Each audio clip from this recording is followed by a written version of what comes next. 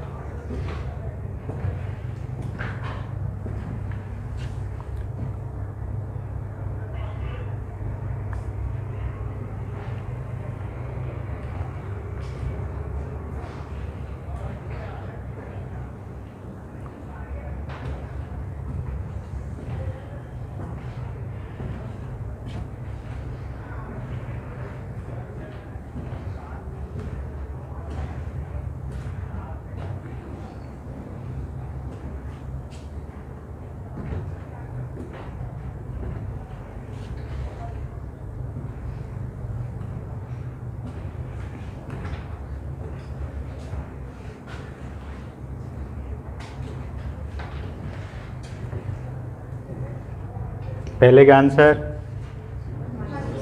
-4, correct.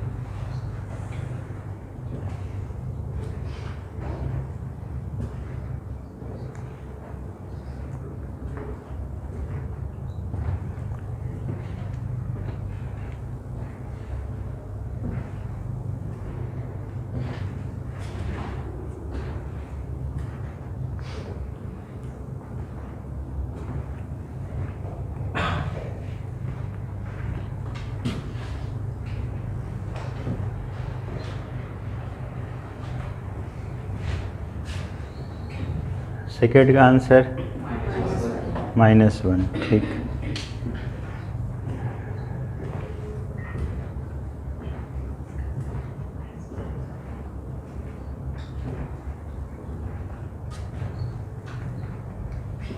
Third का answer I. बताना है, किसी को डाउट है तो बताओ। समझ में आ गया सबको? किसी को डाउट है तो पूछ लो। आई की पावर 4 1 होता है, बताया हुआ है। तो यहाँ क्या बचेगा? आई क्यूब। क्या बचेगा? आई क्यूब। आई क्यूब मतलब माइनस आई, ये क्या हो जाएगा? माइनस आई। और ये 1 अपॉन आई है, तो आई की पावर 25 को अपन क्या लिख सकते हैं? आई। तो बेसिकली ये 1 अपॉन आई है, तो 1 अपॉन आई को आई की पावर 4 अपॉन आई लिख दिया। तो फिर से क्या आ जाएगा? आई क्यूब। आई क्यूब फिर से क्या हो जाएगा? माइनस आई। तो माइनस आई माइनस 2i का स्क्वायर, 4i स्क्वायर, और आई स्क्वायर क्या होता है? -1। तो क्या आ जाएगा? -4। यहाँ भी हो गया क्या? ये 4 से डिवाइड ही तो करना है। 4 से डिवाइड करोगे तो यहाँ पर रिमाइंडर क्या आएगा? 4। ये क्या आ जाएगा? i4। ये क्या आ जाएगा? 2। और ये क्या आ जाएगा? 4। ये भी क्या आ जाएगा? 2 ही आएगा ना बेटा। और ये क्या आ जाएगा? 0। अरे 4 से डिवाइड करना है ना आखिरी 2 डिजिट को, तो ये भी 0 ही है। ठीक है, ये भी 0 है।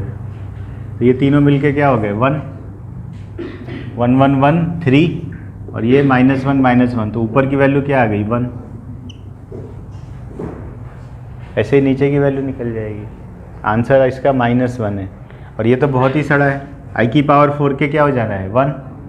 खाली आई बचेगा। आई की पावर 4 के क्या हो जाना है? 1। तो आई की पावर -1 बचेगा। तो आई -1/i/2, यानी आई माइनस आई क्यूब बाई 2।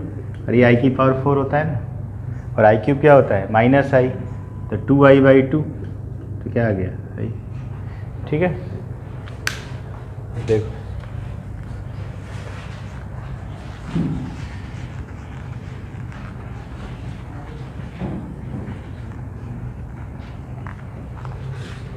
अब देखो अपने पास आया जैसे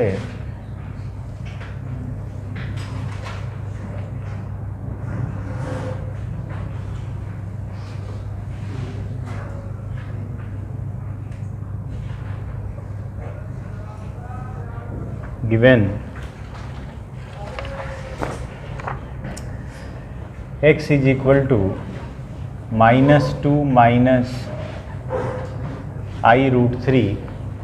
बोल रहा है फाइंड 2x की power 4 plus 5x cube plus 7x square minus x plus 41। ये क्वेश्चन है। x ये दिया, इसकी वैल्यू बताओ। तो x की ये वैल्यू इसमें रखेंगे, बहुत लंबा हो जाएगा। आप समझ रहे हो? बाइनोमियल लगाना पड़ेगा, फिर भी ये क्वेश्चन बहुत लंबा होने वाला है। तो इस तरह के क्वेश्चंस को अटैम्प्ट करने का एक तरीका होता है, वो तरीका आपको सिखा रहा हूँ। जब भी इस तरह का कोई भी प्रॉब्लम दिखे जहाँ x कुछ दिया है और उसकी कोई पोलिनोमियल की वैल्यू निकालने को बोल रहा है, हमेशा एक ही रूल है, ध्यान रखो। ये जो x दिया है उसमें इमेजिनरी पार्ट को छोड़ के बाकी सब एक तरफ ले आओ। मतलब इसको ऐसे लिखो, सबसे पहले x + 2 is equal to -i√3। I वाला पार्ट छोड़ के बाकी सब कुछ इधर ले आओ, और फिर स्क्वायरिंग कर लो। तो x + 2 का square is equal to i² × 3, और इसका स्क्वायर आएगा x² + 4x + 4, और ये हो जाएगा -3। तो यहाँ से क्या गया? x² + 4x + 7 क्या दिया हुआ है? 0। मतलब ये जो एक्सप्रेशन है इसको हमने कन्वर्ट कर लिया इस तरीके से। और अब मैं क्या करूँगा? इस पोलिनोमियल को, ये जो 0 आया है उससे डिवाइड करूँगा। 2x4 + 5x³ + 7x² minus x + 41। Polynomial division 10वीं क्लास वाला। तो पहला 2x² बेटा, तो 2x4 + 8x³ + 14x² minus minus minus, ये ख़त्म। ये आ गया -3x³ माइनस 7x², और ये -x। फिर यहाँ से तो बोलो फटाफट, -3x। तो -3x³ minus 12x² minus 21x plus plus plus, ये ख़त्म। ये आ गया 5x² प्लस 20x, और ये नीचे आया प्लस 41। बोलो +5 5x square plus 20x plus 35 minus minus minus क्या बचा बेटा 6। कहने का मतलब ये हुआ कि ये जो पोलिनोमियल है इसकी वैल्यू हमें निकालनी थी, that can be written as x square plus 4x plus 7 into 2x square minus 3x plus 5 plus 6। Division का ही मतलब होता है, divisor into quotient plus remainder. और ये वैल्यू हमने निकाल रखी है कितनी 0, तो ये चीज़ क्या हो गई 0, तो आंसर क्या आ गया।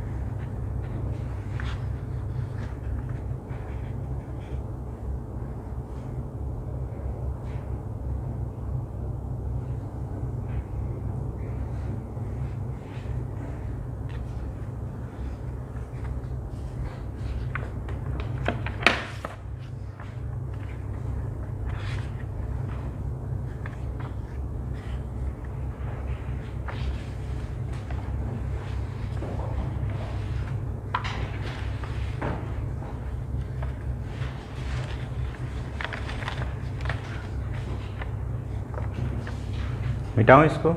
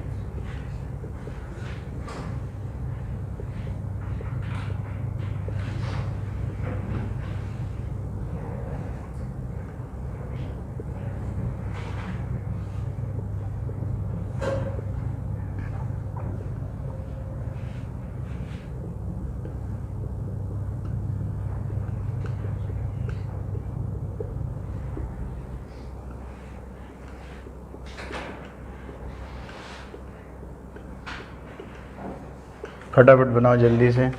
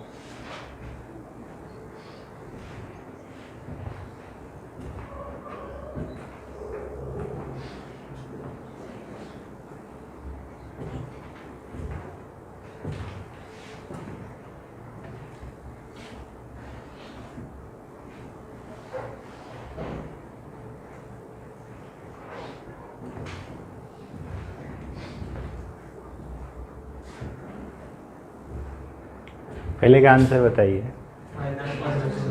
-160।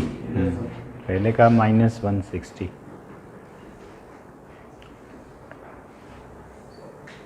और दूसरे का एक मिनट,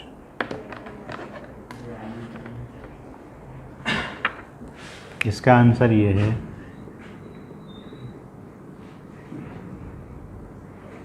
और इसका आंसर ये है।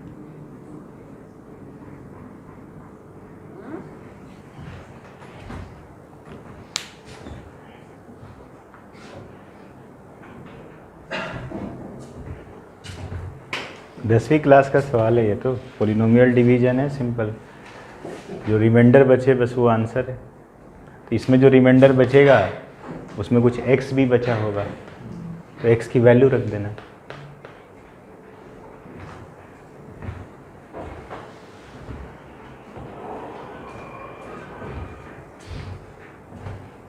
ठीक है, आगे बढ़ो बेटा।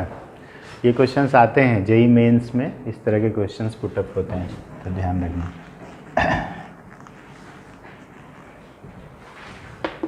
अब देखो हम लोग बात करने जा रहे हैं square root of complex number.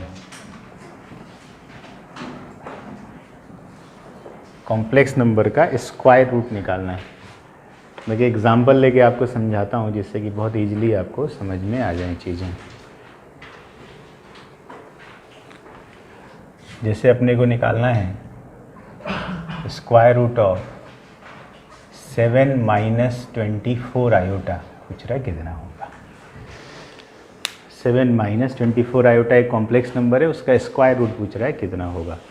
देखो पहले पूरा ट्रेडिशनल तरीका बता रहा हूँ। Let z is equal to a plus ib which is equal to under root. मान लिया ये कॉम्प्लेक्स नंबर है z और z बना a plus ib। अब a और b निकालना है मुझे, स्क्वायरिंग कर रहा हूँ दोनों तरफ बेटा।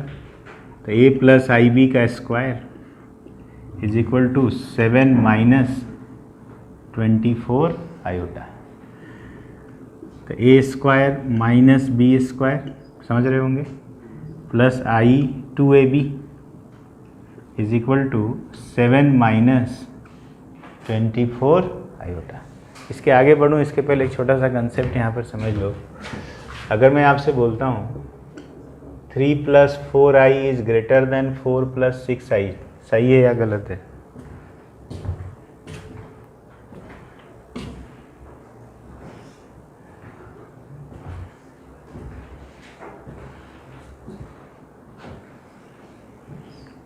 सही है या गलत है?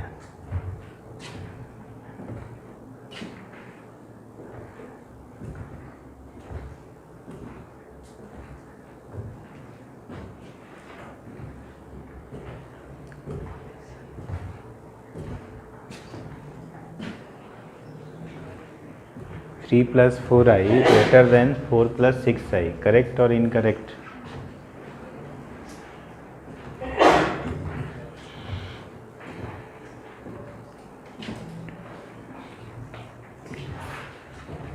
अच्छा ये बताओ 3,4 ग्रेटर देन 4,6 गलत या सही?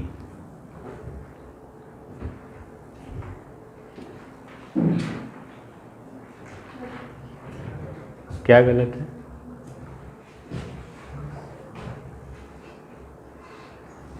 एक बात बताओ vector a is greater than vector b, सही या गलत?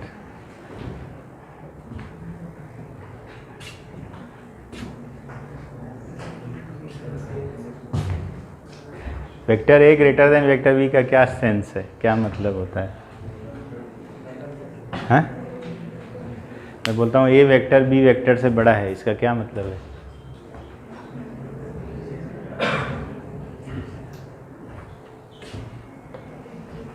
बताओ।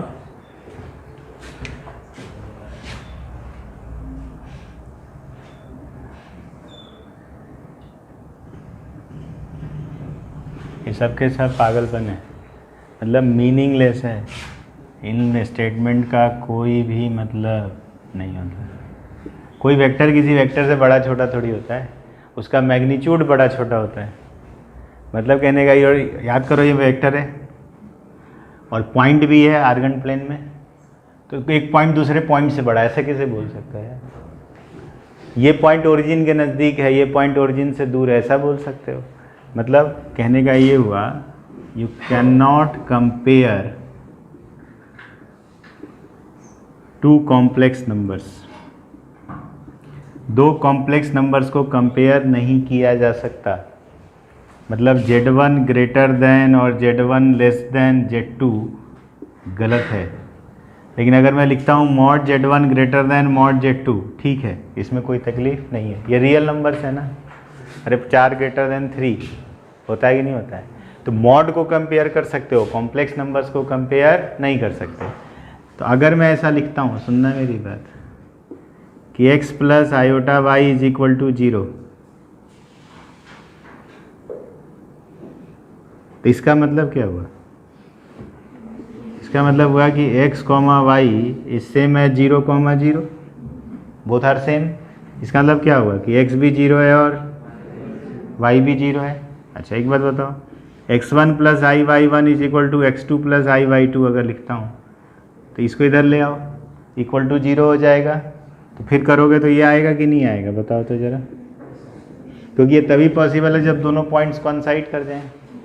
कौन कौन से? x1 y1 और x2 y2। मतलब दो कॉम्प्लेक्स नंबर में अगर इक्वलिटी है तो रियल पार्ट के बराबर होना चाहिए और इमेजिनरी पार्ट के बराबर, नहीं तो हम कंपेयर कर ही नहीं सकते।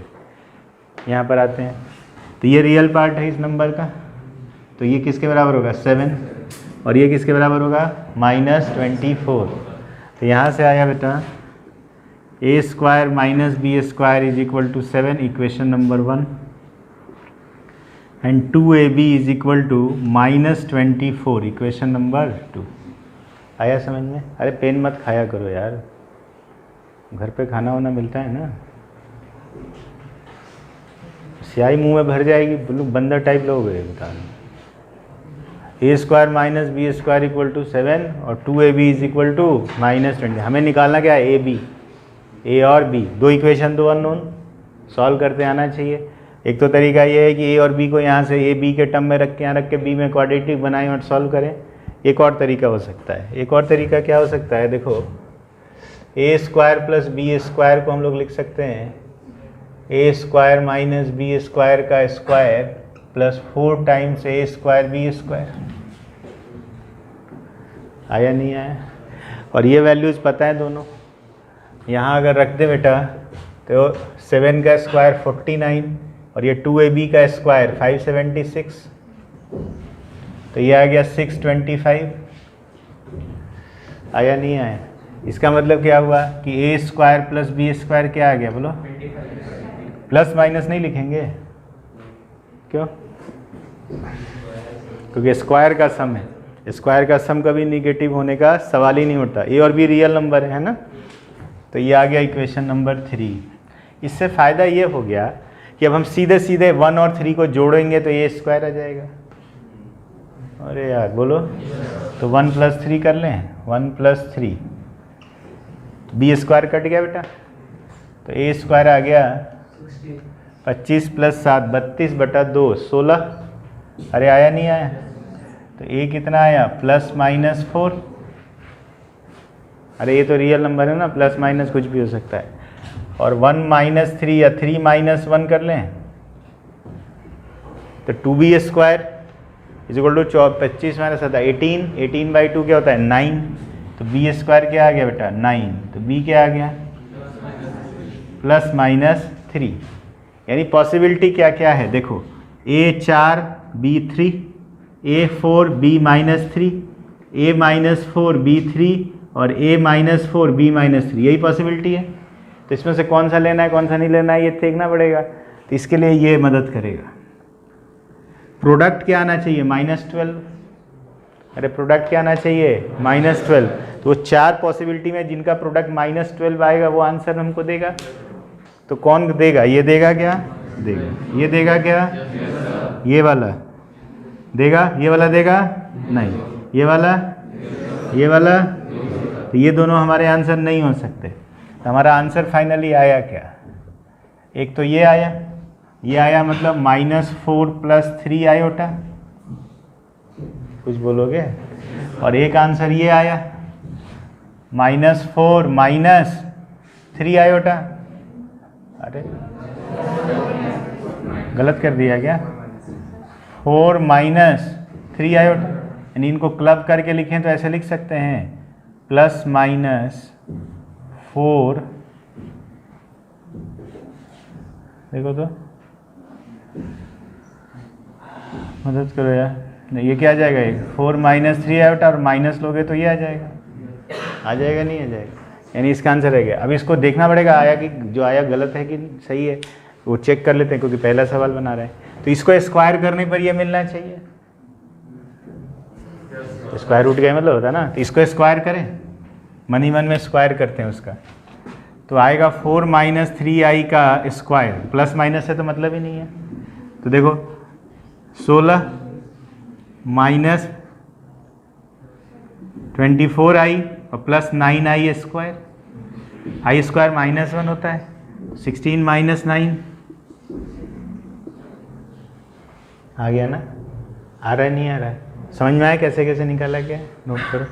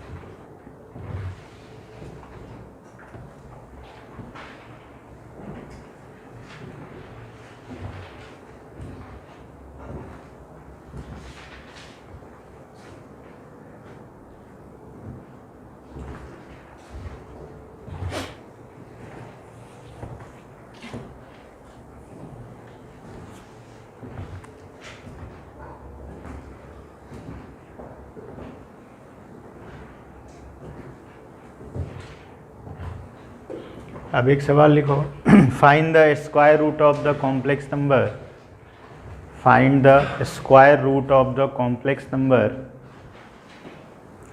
9 + 40 आयोटा, 9 + 40 आयोटा, निकालो जल्दी से।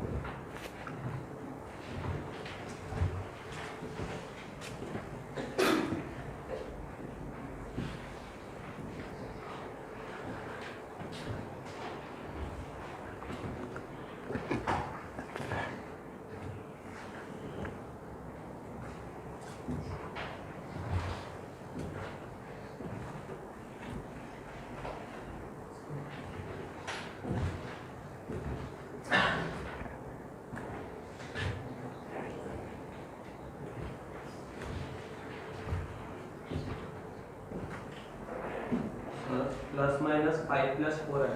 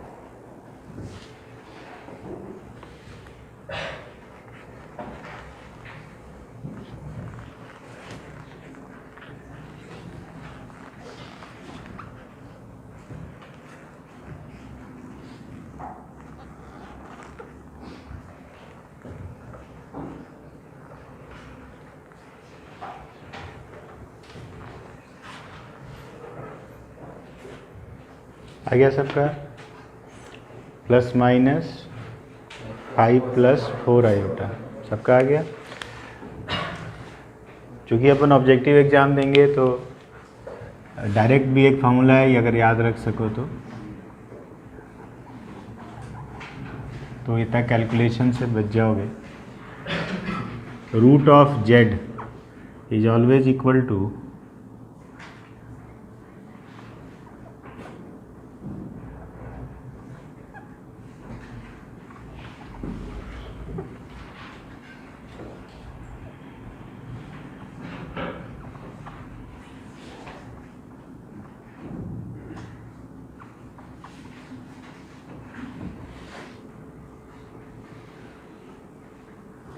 रियल पार्ट ऑफ जेड है ना, और ये मॉड जेड। और यहाँ पर प्लस और माइनस में से कोई एक आएगा। प्लस आएगा अगर जिसका निकाल रहा हो उसका इमेजिनरी पार्ट पॉजिटिव है, और माइनस आएगा जो निकाल रहा हो उसका इमेजिनरी पार्ट नेगेटिव है। मतलब यहाँ अगर प्लस आयोटा है तो यहाँ प्लस, यहाँ माइनस है तो यहाँ माइनस। एग्जाम्पल लेते हैं, अभी जो बनाया था अपन ने सब आप लोगों ने, रूट 9 + 40 आयोटा था, ये दिया था मैंने आपको। It is equal two plus minus, देखो अंडर रूट इसका मॉड मतलब इसका स्क्वायर प्लस इसका स्क्वायर। 40 का स्क्वायर आएगा 1600 और 9 का स्क्वायर आएगा तो 1681 ना। 1681 का रूट कितना आएगा? 41 बोल दूँ? 41 प्लस रियल पार्ट इज 9 और बाई 2। अच्छा यहाँ प्लस है तो यहाँ भी प्लस, बता रहा हूँ। यहाँ अगर प्लस है तो यहाँ भी प्लस, यहाँ माइनस है तो यहाँ माइनस। आई अंडर रूट 41 माइनस 9/2, तो 41 प्लस 9 50, 50/2 25, 25 का रूट 5, 41 माइनस 9 32, 32/2 16, 16 का रूट 4। तो आंसर आ गया प्लस माइनस 5 + 4।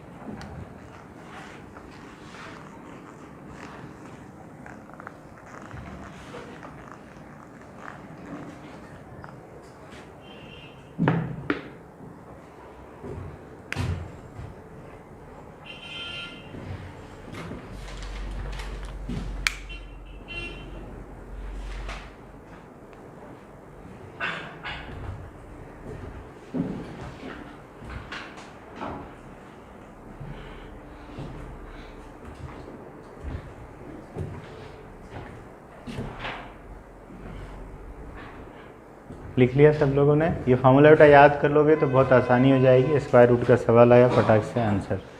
ठीक, एक और तरीका होता है, वो थोड़ा दिमाग लगाना पड़ता है बट वो और छोटा होता है। इसका स्क्वायर रूट निकालना है 9 + 40 आई का। पूरा मेथड मैं आपको समझा रहा हूँ, समझाने में टाइम लगेगा बट समझ गए तो आपको निकालने में टाइम नहीं निकलेगा। हम लोग क्या करते हैं, जो इमेजिनरी पार्ट है इसको बाई 2 करेंगे तो 20 हो गया। क्या किया? बाई 2, तो क्या हुआ? 20। और 20 को हम ऐसे तोड़ेंगे ए और बी में कि प्लस करने पर 9 आ जाए।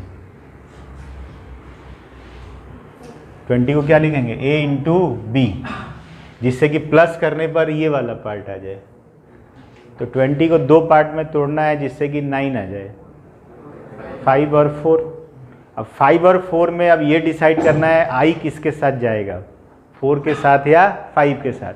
तो उसके लिए इसको देखना पड़ेगा, अगर ये पॉजिटिव है, अगर ये पॉजिटिव है तो छोटा नंबर आई के साथ जाएगा, बड़ा नंबर इसके साथ रहेगा। बड़ा नंबर मतलब 5 और 4 में जो बड़ा है, तो 5 बड़ा है तो 5 रियल पार्ट बनेगा और 4 इमेजिनरी पार्ट। तो सीधा आंसर आ गया 5 + 4i, और प्लस माइनस तो आएगा ही क्योंकि स्क्वायर रूट है। अरे आ रहा नहीं आ रहा, एक और लेते हैं।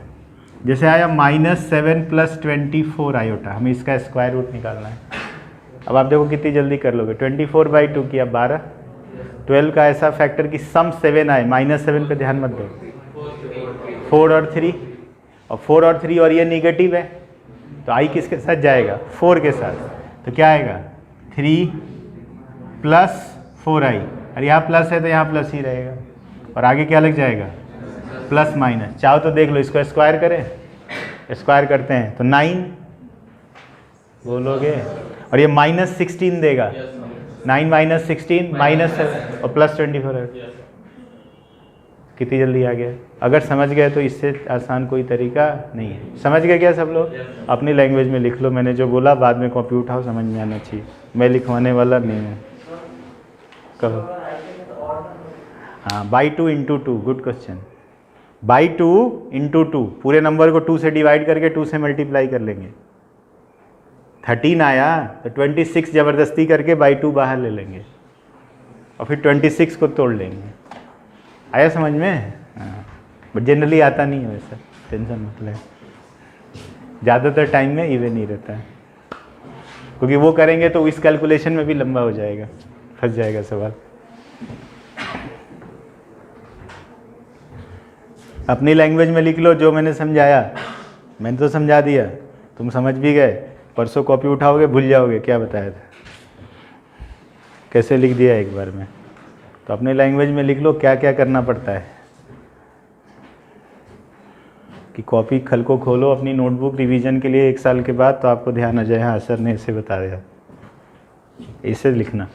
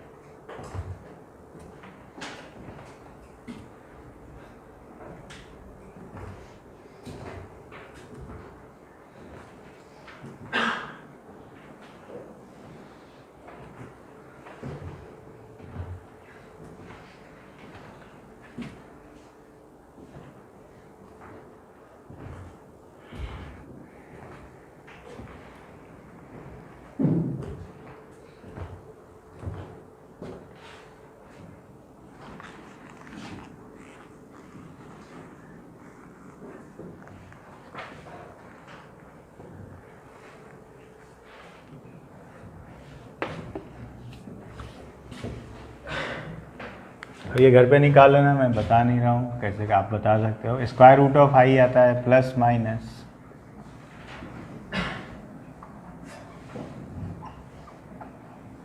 One plus i by root 2, और स्क्वायर रूट ऑफ माइनस आएगा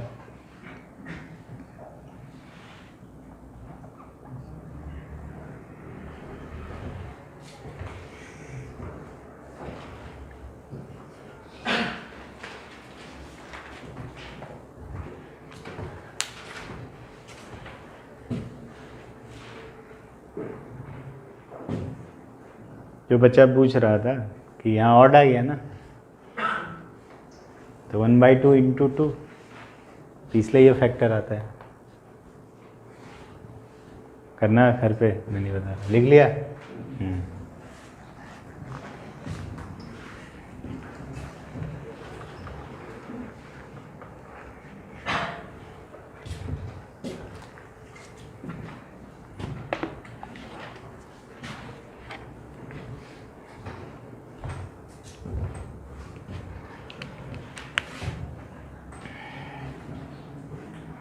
अब 10वीं क्लास में तुम लोगों ने पढ़ा है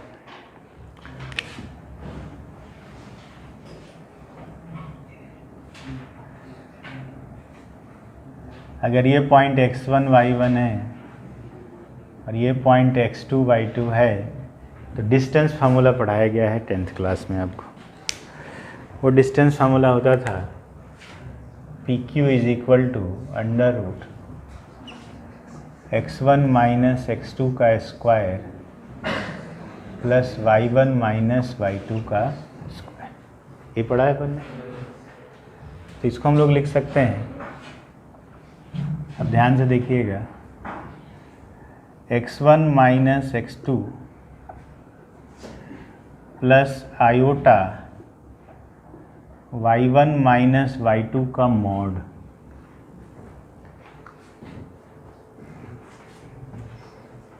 वे मॉड निकालना सिखाया था। Mod x plus i y क्या होता है? Under root x square plus y square. तो इसका मॉड यही आएगा ना, आ रहा है नहीं आ रहा है? और इसको मैं लिख सकता हूँ mod x1 plus i y one minus x2 plus i y two. अरे आया नहीं है? तो इसको मैं लिख देता हूँ mod of z1 minus z2। मतलब ये कॉम्प्लेक्स नंबर के फॉर्म में अब लिख रहा हूँ। ये रियल एक्सिस और ये इमेजिनरी एक्सिस। आ रहा है नहीं आ रहा है? कॉम्प्लेक्स नंबर यही होता था ना बेटा। यानी हमने क्या सीखा? एक नया डिस्टेंस फार्मूला सीखा। Distance formula in complex plane. वो तो रियल प्लेन के लिए था। क्या सीखा? कि distance between z1 and z2, दो पॉइंट्स के बीच का डिस्टेंस इज इक्वल टू, दोनों को घटा के क्या लगा दो? Mod. Distance between z1 and z2 is mod of z1 minus z2। अरे समझ में आया कि नहीं आया? कुछ बच्चा mod of z2 minus z1 लिख दे, गलत आएगा सही आएगा? सही आएगा। मॉड है ना, ऐसे लिखो ऐसे लिखो, उससे कोई फर्क नहीं पड़ता। आया नहीं आया? तो ये इसी से निकाला मैंने, जो आपने 10वीं में पढ़ा है। समझ में आ गया सभी लोगों को? नोट करो।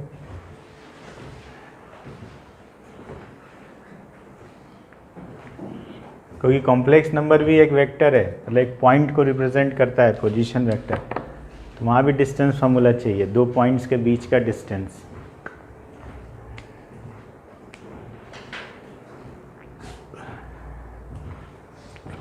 हे प्रभु,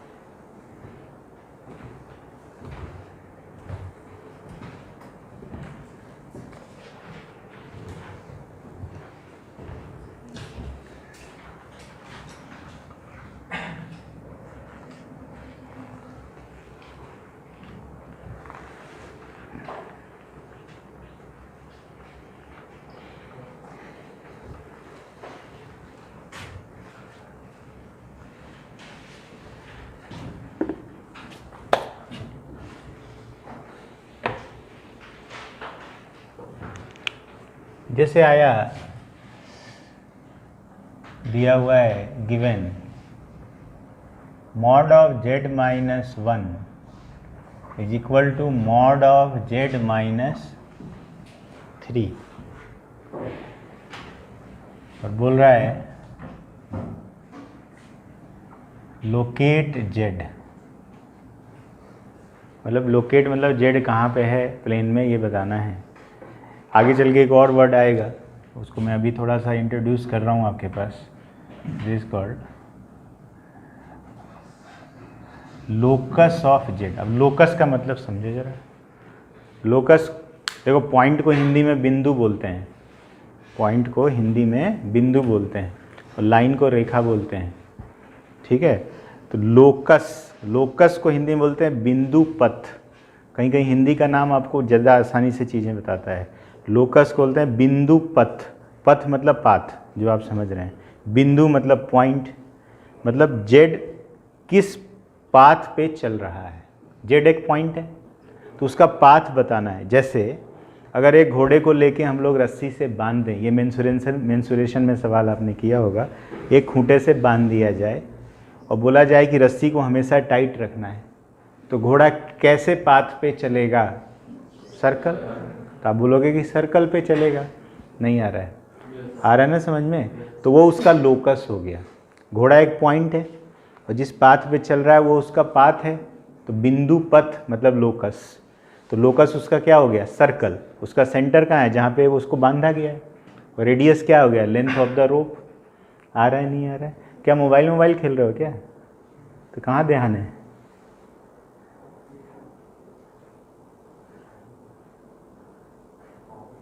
नहीं, कॉपी में तो नहीं, कहीं और ध्यान है, तो हमारी तरफ भी ध्यान दे लो, है ना। तो लोकस का मतलब हो गया कि वो किस पाथ पे चल रहा है। तो हमेशा ऐसा अच्छे से विजुलाइज हो जाए वो ज़रूरी नहीं है, हमेशा हमें लोकस की मतलब इक्वेशन निकालना होता है कर्व का। कोऑर्डिनेट में तो पूरा चैप्टर पढ़ना है अपने को इसके ऊपर। हर चैप्टर 5 चैप्टर हैं, straight line, circle, parabola, ellipse, hyperbola, और पांचों में लोकस का सवाल आएंगे। और आईआईटी में मैक्सिमम टाइम 99.9% केसेज में लोकस ही पूछा जाता है। और फिर से मैं बोलूँगा 11th क्लास में जनरली लोकस स्किप कर देते हैं लोग, क्योंकि लोकस को समझना और समझाना दोनों टफ है। मैं नहीं करूँगा, मैं पूरा पढ़ाऊँगा आपको। भले ही आपको थोड़ा सा बोरियत होगी, हो सकता है आपको 50% ही समझ में आए, बट 50% भी आ गया तो आप 12th में जब आएंगे तो आपको पूरा अच्छे से बनने लगेगा। तो इसलिए पढ़ना ज़रूरी है। मैंने पिक यहीं पे कर लिया है, थोड़ा डेंजरस है, आपको समझने में कठिनाई आ सकती है शुरू में, तो थोड़ा आप ध्यान से बोर्ड पे इसलिए बोल रहा हूँ कि अपना कंसंट्रेशन रखिएगा। हमें अब जेड का लोकस निकालना है। जेड कहाँ है, कैसे पाथ पे चल रहा है। जेड तो वेरिएबल पॉइंट है, अब वो किसी भी चल सकता है। अब देखो, इसको देख के हमें बताना है कि वो कैसे पाथ पे चल रहा है। देखो बताते हैं, इसको मैं बोलूँगा गिवन जो है, इस रिजल्ट को मैं ऐसे इंटरप्रेट अब ज्योमेट्रिकली करने वाला हूँ कि distance between z and 1 is equal to distance between z and 3। अभी जो पढ़ा डिस्टेंस फार्मूला, तो ये बोलता है ये डिस्टेंस है जेड और 1 का, और ये डिस्टेंस है जेड और 3 का। मतलब जेड ऐसे पाथ पे चल रहा है कि 1 और 3 से वो इक्यू डिस्टेंट है। इक्वल होने का क्या मतलब हुआ? इक्यू डिस्टेंस। 1 मतलब पॉइंट 1,0 और 3 मतलब पॉइंट 3,0। जैसे ये दो बच्चे हैं, ये 1,0 हो गए, ये 3,0 हो गई, और मुझे ऐसे पाथ पे चलना है, मैं जेड हूँ, कि इन दोनों से मेरा डिस्टेंस हमेशा क्या रहे? बराबर। तो एक तो ये पॉसिबिलिटी है कि मैं मिड में आ जाऊँ, तो इक्यू डिस्टेंट हो गया मैं दोनों से। अगर मैं इसी लाइन पर यहाँ आ जाऊँ तो क्या अभी भी इक्यू डिस्टेंट हूँ या नहीं हूँ? ये से ट्रायंगल बनेगा, कॉन्ग्रुएंसी से आ जाएगा कि ये भी डिस्टेंस क्या है? इक्वल। इसी लाइन पे कहीं भी जाऊँ मैं, ये डिस्टेंस हमेशा क्या रहेगा? इक्वल। चाहे इधर जाऊँ चाहे मैं उधर जाऊँ। आ रहा है कि नहीं आ रहा है? यानी मुझे इस लाइन पे चलना है, और ये लाइन कुछ और नहीं है, इन दोनों को ज्वाइन करने वाली लाइन का परपेंडिकुलर बाइसेक्टर है। समझ में आ रहा है? यानी अगर कोई पॉइंट किसी दो फिक्स पॉइंट से हमेशा इक्वल डिस्टेंस पे है, तो वो हमेशा एक स्ट्रेट लाइन पे चलेगा, और वो लाइन उन दोनों फिक्स पॉइंट को ज्वाइन करने वाली लाइन सेगमेंट के परपेंडिकुलर होगी। आ रहा है नहीं आ रहा है? तो अगर मैं इसको लोकेट अब करूं, ये मेरा रियल एक्सिस, ये इमेजिनरी एक्सिस, ध्यान देखना बेटा, तो यहाँ मेरा 1 0 हो गया मान लो, और ये मेरा हो गया 3 0। तो इक्यू डिस्टेंट है, यानी वो इस पे चल रहा है। जेड किस पे चल रहा है? इसी पे है ना, इस पे कहीं भी होगा, जैसे यहाँ है जेड, तो बताओ ये डिस्टेंस बराबर होगा नहीं होगा? होगा। कहीं भी चले जाओ, जहाँ मर्जी, ये सब डिस्टेंस बराबर होने वाले हैं। आ रहा है नहीं आ रहा है? तो ये इस लाइन पे कहीं भी जा सकता है। अब बात बची इस लाइन की इक्वेशन निकालने की। बता सकते हो इस लाइन का क्या इक्वेशन होने वाला है? ये पॉइंट क्या होगा? 2 0। पॉइंट क्या होगा? 2 0। तो इस पे जितने भी पॉइंट्स होंगे उनका एक्स कोऑर्डिनेट 2 होगा। उनका एक्स कोऑर्डिनेट क्या होगा? 2। वाई वेरी करेगा, बट एक्स क्या हो गया? फिक्स। यानी इस लाइन की इक्वेशन क्या आ गई? X equal to 2। यानी लोकस हमारा आ गया, मैं सीधे लिखूंगा locus is real part of z equal to 2। आया नहीं आया? एक्स क्या होता है? Real part. अरे आया नहीं आया? क्या आया? Real part of z equal to 2। तो ये हमने एनालिसिस से निकाल लिया। कई बच्चे इसको एनालिसिस में कमज़ोर जो होते हैं वो उसको एनालिटिकली निकालते हैं। वो लोग क्या करते हैं, वो भी तरीका आपको आना चाहिए, क्योंकि मान लो क्लिक नहीं किया फिर क्या करें। लेकिन ये मैं यूज़ नहीं करता हूँ, आप लोगों के लिए बता देता हूँ। वो क्या करते हैं, जेड को एक्स प्लस आई वाई रख देते हैं दिए हुए इक्वेशन में। तो आया x plus i y minus 1 का mod is x plus i y minus 3 का मॉड। फिर उसको लिखते हैं mod of x minus 1 plus i y is equal to mod of x minus 3 plus i y. अब मॉड का formula लगा देते हैं, रूट ओवर एक्स माइनस 1 का square plus y square is root over x minus 3 का square plus y square. Squaring कर लेते हैं, वाई स्क्वायर कट जाता है, तो यहाँ जाता है x square minus 2x plus 1, यहाँ जाता है x square minus 6x plus 9। X square भी कट जाता है, 6 इधर आके 4x कर देता है, 1 जाके 8 कर देता है, तो x क्या आ गया? 2। x2 आ गया, मतलब real part of z equal to 2।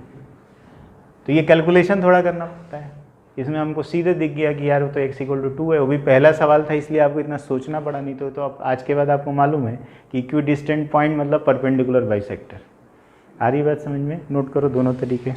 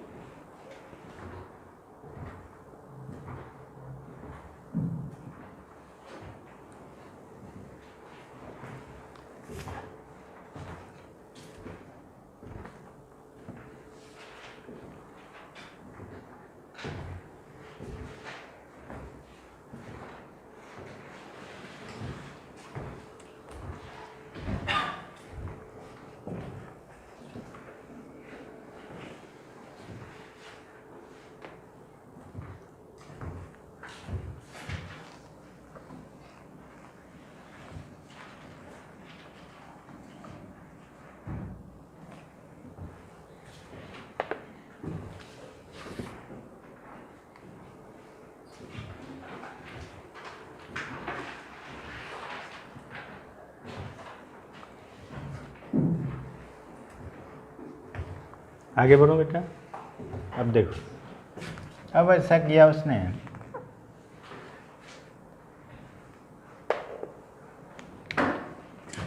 बोला ग्रेटर देन और इक्वल टू लगा दिया, mod of z minus 1 greater than equal to mod z minus 3। ये 1 ये 3, मैं z, मेरा डिस्टेंस 1 से मतलब इनसे मॉड z माइनस 1 है और इनसे मॉड z माइनस 3 है। कौन बड़ा है उसमें? मतलब मैं इनका डिस्टेंस मेरे से ज़्यादा है तो मैं इनके नज़दीक हूँ।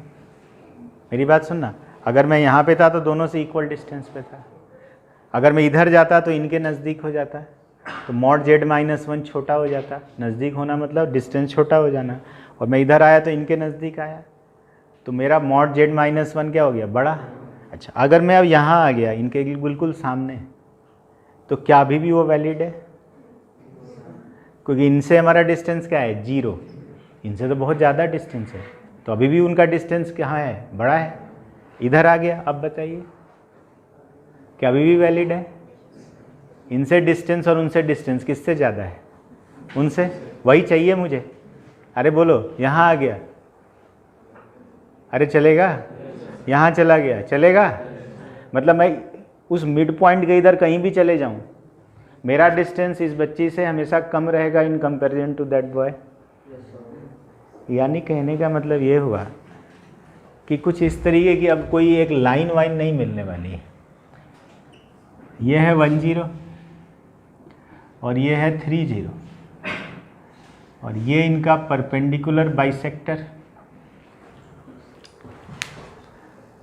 और मैं अब इधर कहीं भी घूम सकता हूँ। मतलब मुझे ये पूरा रीजन मिलेगा। आ रहा है समझ में? इस रीजन में मैं कहीं भी रहूँ, मेरा डिस्टेंस हमेशा क्या रहेगा? 3 से कम और 1 से ज़्यादा। तो याद कैसे रखें? तो इसको याद रखने का ये तरीका मैं सिखाता हूँ। ये एरो समझ लो, तीर, तो ये क्या इंडिकेट कर रहा है? किसके पास रहो? 3 के पास। तो उधर चले जाओ, तो कौन सा रीजन? 3 के नज़दीक वाला। शुरुआत तो यहीं से होगी, 2 0 से। तो इस रीजन को अब मुझे लिखते आना चाहिए। तो भाई ये x इक्वल टू 2 था, इधर जितने भी पॉइंट्स होंगे उनका x कोऑर्डिनेट 2 से बड़ा होगा या नहीं होगा? यानी ये जो रीजन है, इस रीजन को मैं x greater than equal to 2 लिख सकता हूँ। आ रहा है नहीं आ रहा है? यानी इसका मैं लोकस अब सीधे आंसर क्या लिखूंगा बताओगे? Real part of z greater than equal to 2। आया नहीं आया? क्लियर है सभी लोगों को? नोट करो बेटा।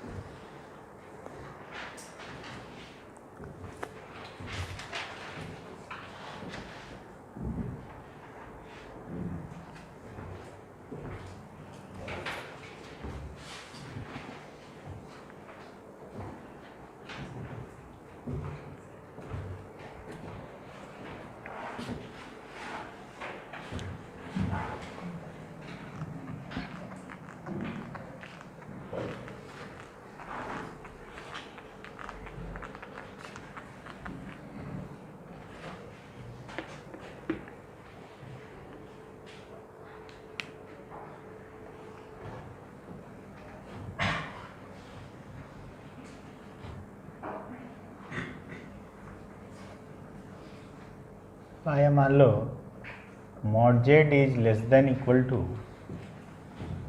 मॉड ऑफ z माइनस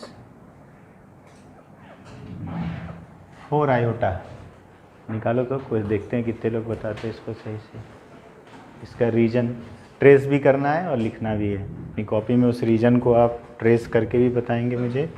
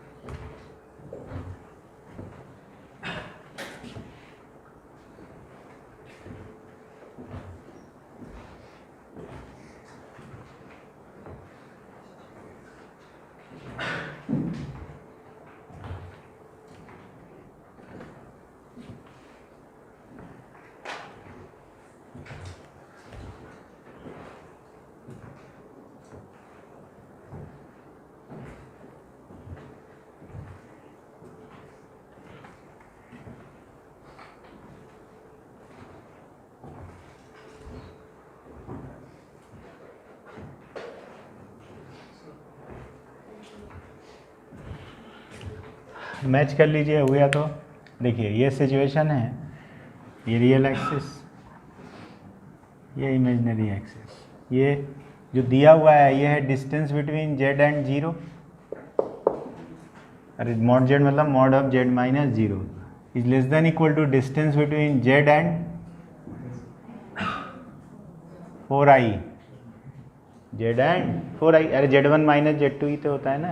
अच्छा, तब उन पॉइंट्स को लोकेट करें तो 0 0 तो ये रहा ओरिजिन, और 4i कहाँ होता है, यहाँ होता है। अरे यहाँ होता है ना 4i, जो पॉइंट होता है 0,4। अब इनका परपेंडिकुलर बाइसेक्टर ये हुआ। अरे ये हुआ कि नहीं हुआ, ये पॉइंट क्या हो गया 0,2, किसके नज़दीक है, इसके। तो कौन सा रीजन, ये वाला। अच्छा, इसकी इक्वेशन होगी y इक्वल टू 2, और उसके नीचे आना है तो इस रीजन का इक्वेशन होगा y less than equal to 2, यानी imaginary part of z is less than equal to 2। ये आया, imaginary part of z is less than equal to 2।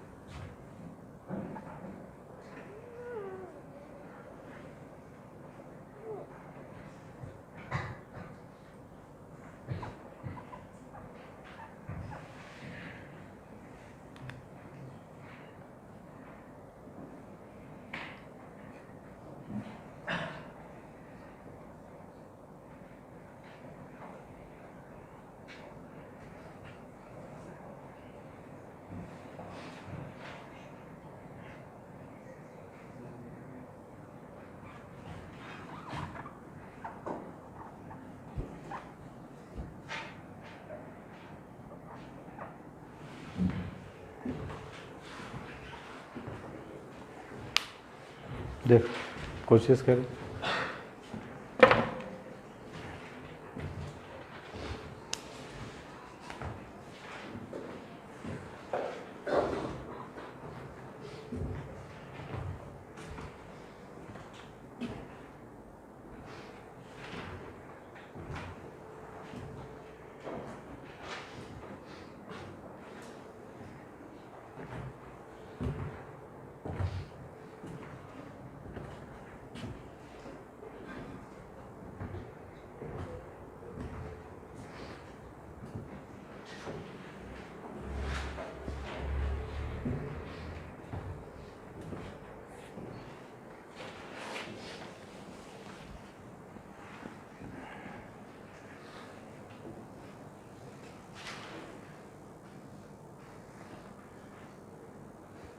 हे प्रभु, हे माँ,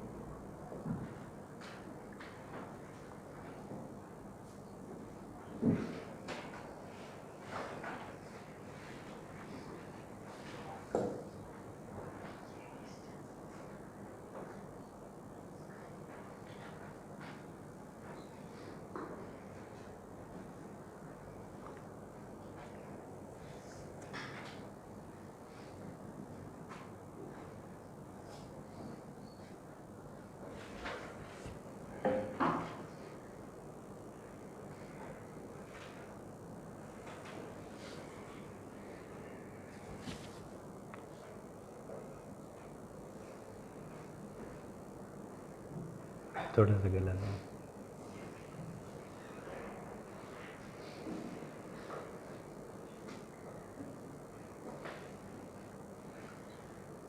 आया किसी का आंसर?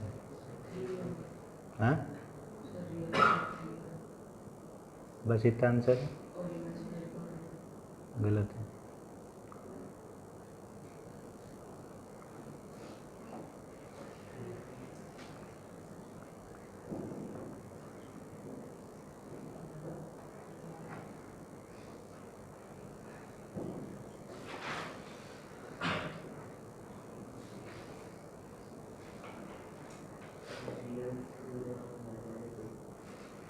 गलत है।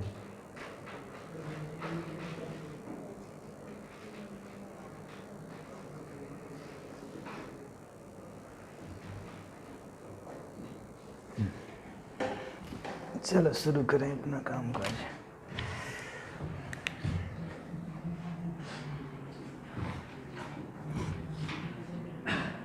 जीरो कॉमा टू, 2,0 और 4,0 इन्हीं से इक्विडिस्टेंट है वो, ये तो समझ में आ गया होगा। तो इन दोनों से इक्विडिस्टेंस होने का मतलब ये हुआ कि इनको मिलाने वाली लाइन का परपेंडिकुलर बाइसेक्टर, बाइसिमेट्री ऐसा ही होगा वो। ये सब बराबर है, यानी ये जो लाइन है ये y इक्वल टू एक्स है। देखो ना, ये पॉइंट क्या आएगा, 1,1 आएगा, नहीं आएगा, मिड पॉइंट। तो ये लाइन कौन सी है, y इक्वल टू एक्स, मतलब z इस पे है। कौन सी कंडीशन से, इन दोनों से। अब इन दोनों की कंडीशन भी लगानी पड़ेगी। तो इन दोनों की कंडीशन कहती है कि इनका परपेंडिकुलर बाइसेक्टर, तो इनका परपेंडिकुलर बाइसेक्टर ये हुआ x इक्वल टू 2, यानी z रेड वाली लाइन पे भी है और ब्लू वाली लाइन पे भी है, यानी z यही है और यही है ना z। तो z का x कोऑर्डिनेट क्या है, 3, और ये line y equal to x है, तो y कोऑर्डिनेट भी क्या हुआ, 3। तो आंसर क्या आया, z इज इक्वल टू 3 + 3।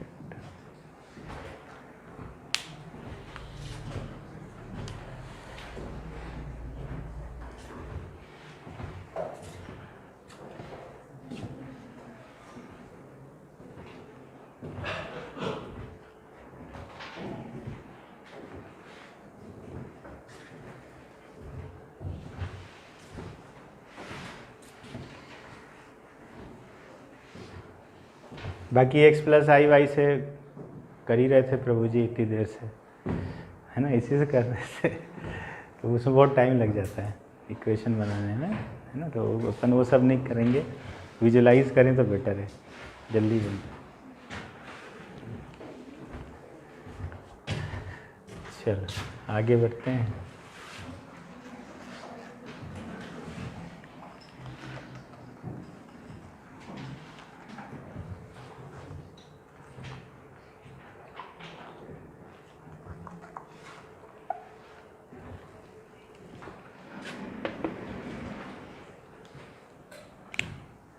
अब सिंपल देखो, दिया mod z is equal to 5।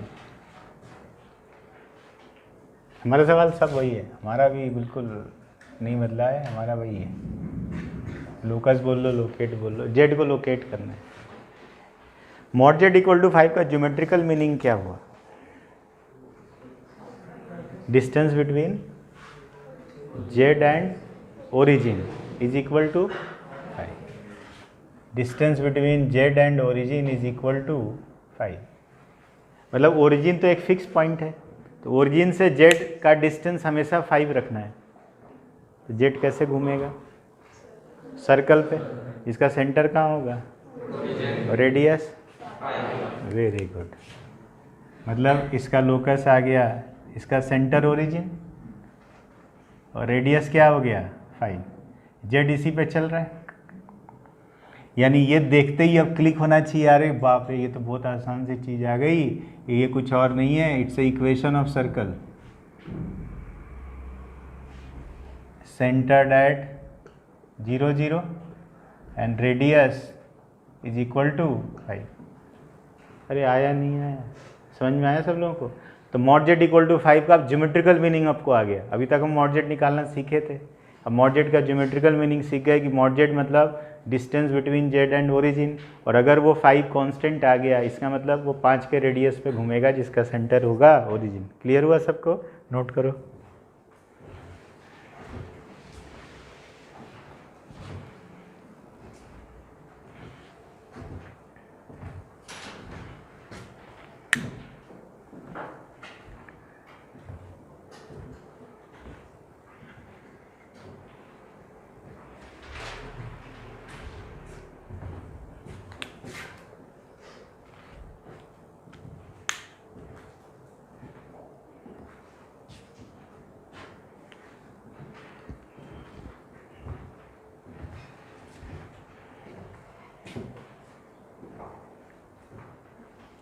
अब कौन बताएगा?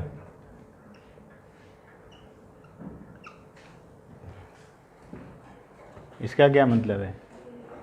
Mod z greater than equal to 5, इसका क्या सेंस है? कि ओरिजिन से उसका डिस्टेंस 5 या 5 से ज़्यादा है। तो 5 या 5 से ज़्यादा है मतलब क्या हुआ? ये सेंटर, ये रेडियस। तो कहाँ है जेड बताओ? सर्कल के बाहर, एक्सटीरियर ऑफ द सर्कल। बचपन में अपन ऐसे सन का चित्र बनाते थे, सूर्य भगवान ऐसे बनाते थे, पहाड़ी पे बनाता था, आधा बनाते थे, पूरा बनाते थे, ठीक। तो सन बन गया, mod z greater than equal to 5।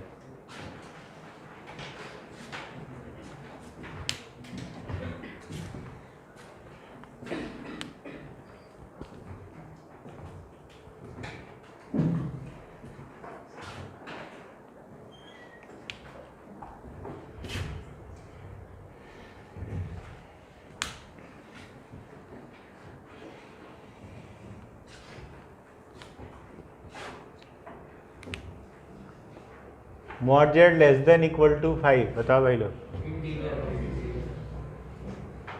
Centre origin radius 5, इसके अंदर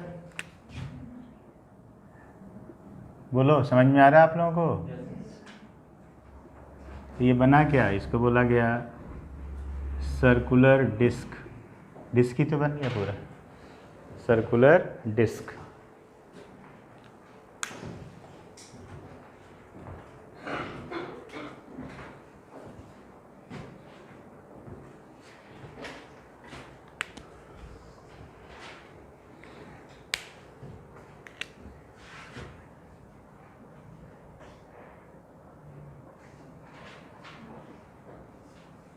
अब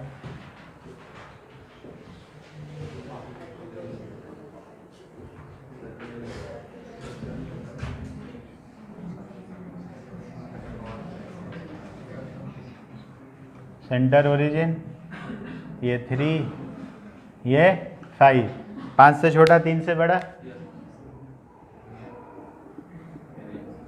अंग्रेजी में इसको रिम बोलते हैं, अरे बोलते हैं ना सर्कुलर रिम।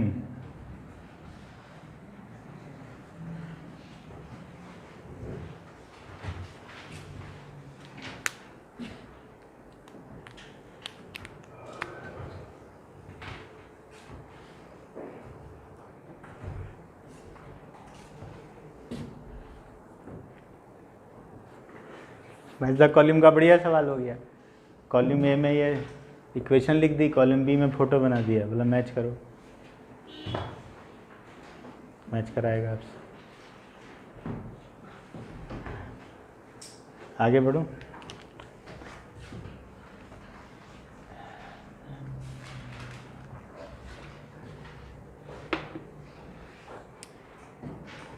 ये बताओ अब तो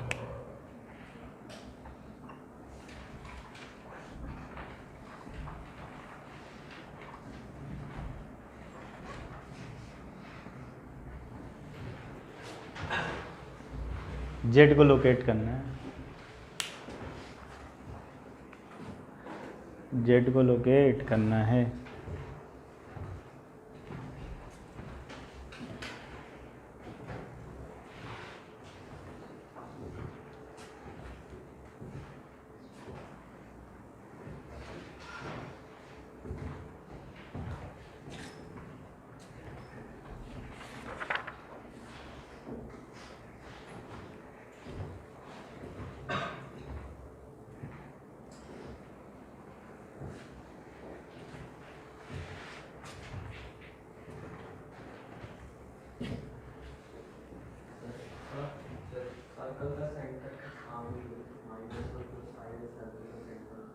क्या है सर्कल का सेंटर? अच्छा, और रेडियस गलत है, गलत है।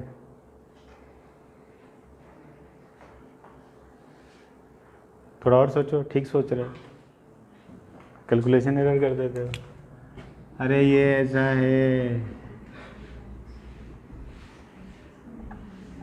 ऐसा है ना, mod of Z1 minus Z2 लिखते हैं ना। So this is distance between Z and 1 minus 5i, वो कितना किया है 10। तो ये पॉइंट के फॉर्म में क्या है 1 कॉमा माइनस 5। अरे आया नहीं आया, तो सर्कल सेंटर क्या हो गया 1 कॉमा माइनस 5, रेडियस क्या हो गया 10, ये हो गया Z।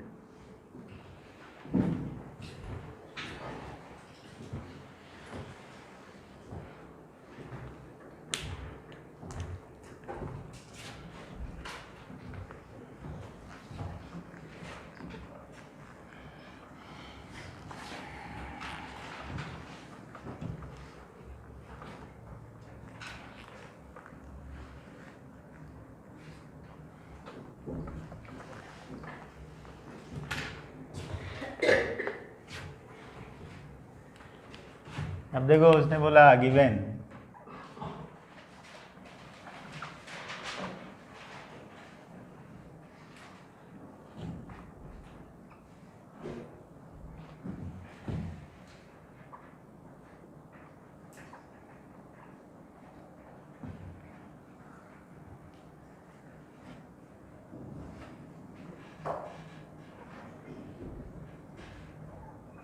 मान लो ऐसा कुछ दिया, बोल रहा है बहुत अच्छे सवाल बनते हैं इससे, मतलब find minimum and maximum values of mod Z.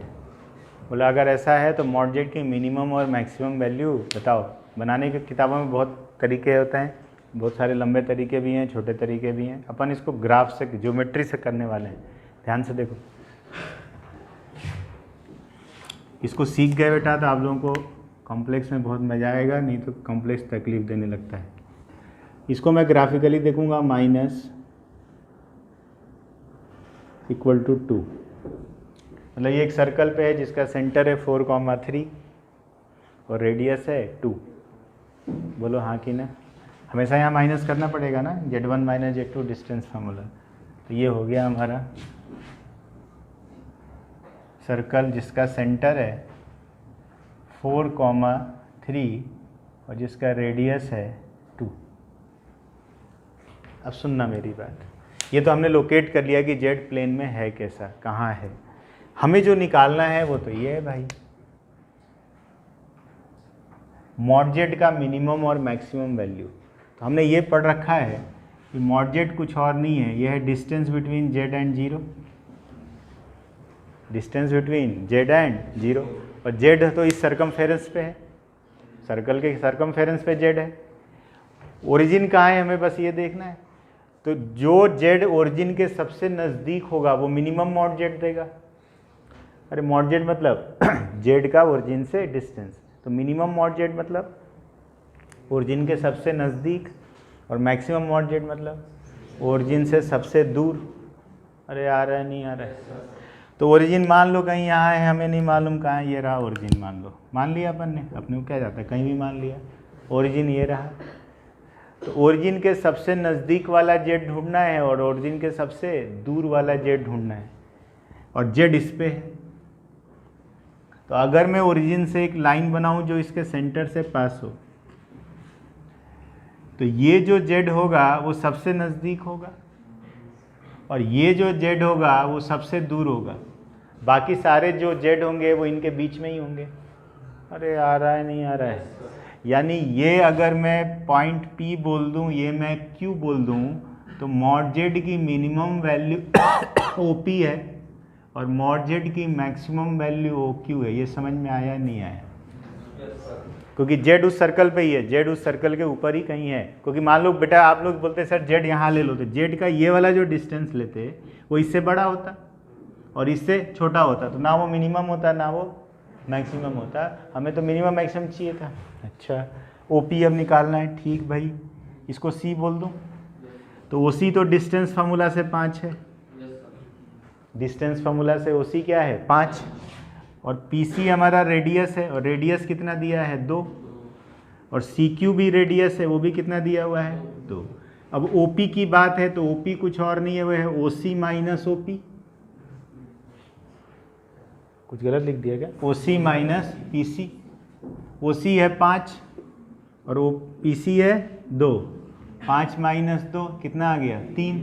Same logic, 5 plus 2 कितना आ गया 7। यानी मॉड जेड की मिनिमम वैल्यू क्या हुई 3 और मॉड जेड की मैक्सिमम वैल्यू क्या हुई 7।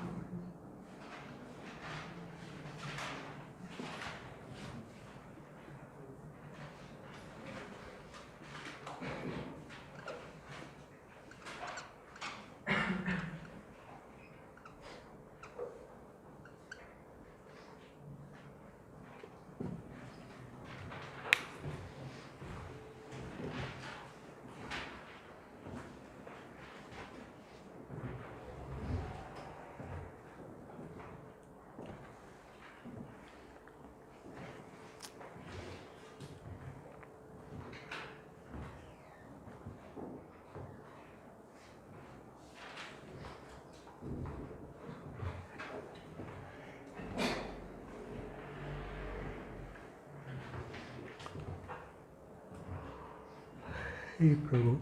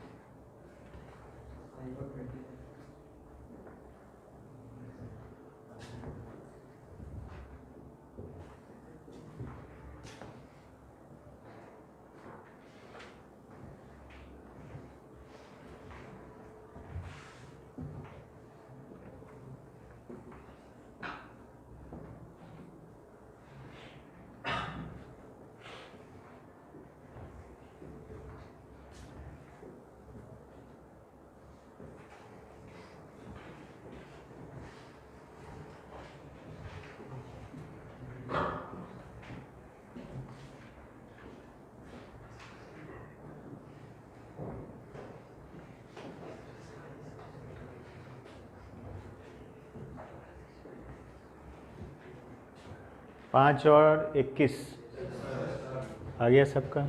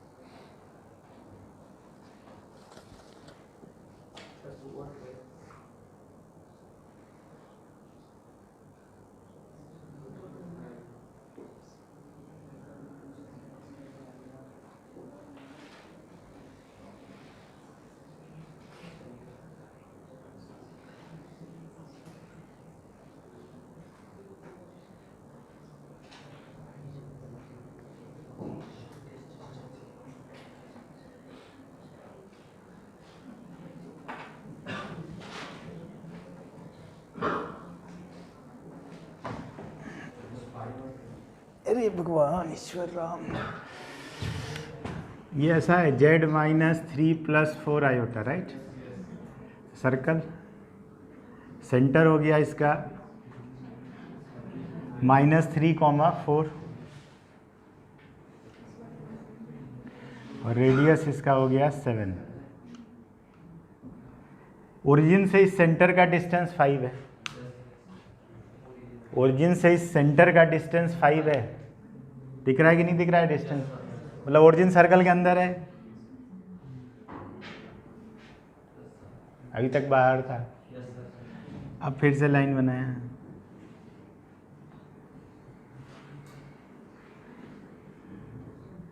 तो ये मिनिमम वाला है, अरे ये मिनिमम वाला है ना, और ये जो है ये मैक्सिमम वाला है। आ रहा नहीं आ रहा है भाई साहब? ये 5 है और ये 7 है, तो मैक्सिमम क्या हुआ? 12।